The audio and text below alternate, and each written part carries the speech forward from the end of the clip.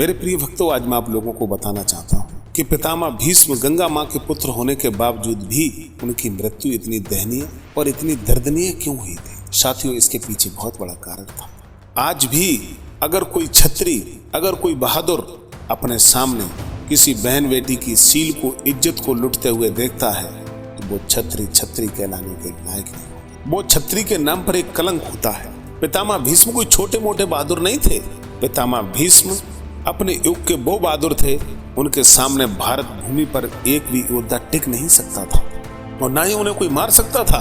पितामह भीष्म जैसे बहादुर को कुरुक्षेत्र से हटाना बहुत मुश्किल बात थी। उन्हें कोई हटा ही नहीं सकता था। उन्हें छल से बंद किया गया था और उन्होंने बताया था कि मुझे अगर कुरुक्षेत्र से दूर करना चाहते हो तो मेरे सामने शिखंडी को लाना पड़ेगा। नहीं पांडवों, तुम्हारे बस की बात नहीं है मुझे कुरुक्षेत्र के मैदान से अलग कर दो। साथियों, और उन पितामह भीष्म की इतनी दयनीय मृत्यु, इतनी दर्दनीय मृत्यु, इसका कारण क्या था?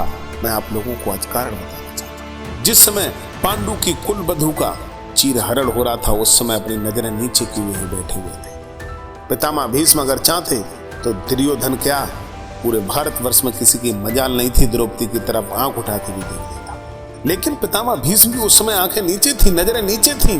भाई पाप इन्हें लेकर के डूबा था। साथ आज एक अबला की इज्जत भरे दरबार में उछाली जा रही है। द्रौपदी की वहां पर गलती क्या थी? लेकिन पितामह भीष्म ने उफ नहीं किया था। लानत थी ऐसी वीरता पर, लानत थी ऐसी शौर्य और बहादुरता पर।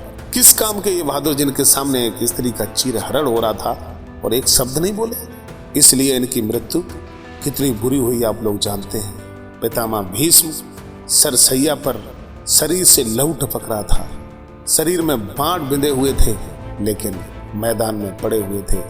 इतनी दर्दनीय मृत्यु आज तक भूतल पर किसी की नहीं हुई। लेकिन एक और मैं आप लोगों को बहादुर बताता हूँ, जो बहादुर एक स्त्री को बचाने के लिए अपना पूरा बल लगा देता है।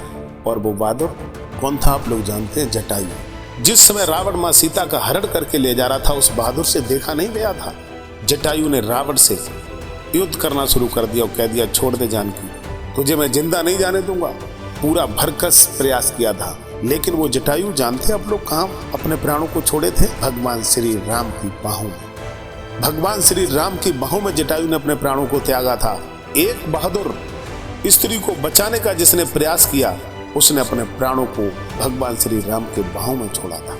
और एक वो बहादुर पितामह भीष्म, जिन्होंने स्त्री का चीरहरण हो रहा था, एक शब्द नहीं बोला था। वो बहादुर आज सरसैया पर अपने प्राणों को त्याग रहा है। साथियों, ध्यान रखना, अगर किसी भी बहन बेटी की इज्जत नीलाम हो रही हो तो वहाँ उस बहन की रक्षा के लिए आपको हमेशा कूदना चाहिए। अगर आप अपने उज्जवल भविष्य की कामना करते हैं तो किसी भी बहन बेटी की इज्जत की तरफ आप कभी खिलवाड़ मत करना। बहन बेटी की इज्जत को हमेशा कायम रखने के लिए अगर आपकी जान जाती है तो हमेशा उसमें कूद जाना। आपका यश एक दिन जरूर फैलेगा, आपकी धर्म की ध्वजा लहराएगी। लेकिन जो बहन बेटियों की इज्जत नीलाम होते हुए एक मूक बन करके देखते रहते हैं, उनका यश नहीं फैलता है, उनका यश हमेशा डाउन होता है, वो मिट्टी में मिल जाते हैं। साथियों, केवल यही कारण था पितामह भीष्म सब लायक होते हुए हस्तिनापुर में द्रौपदी की इज्जत पर बिल्कुल नहीं बोले थे, चीरहरण में मूक बने बैठे रहे।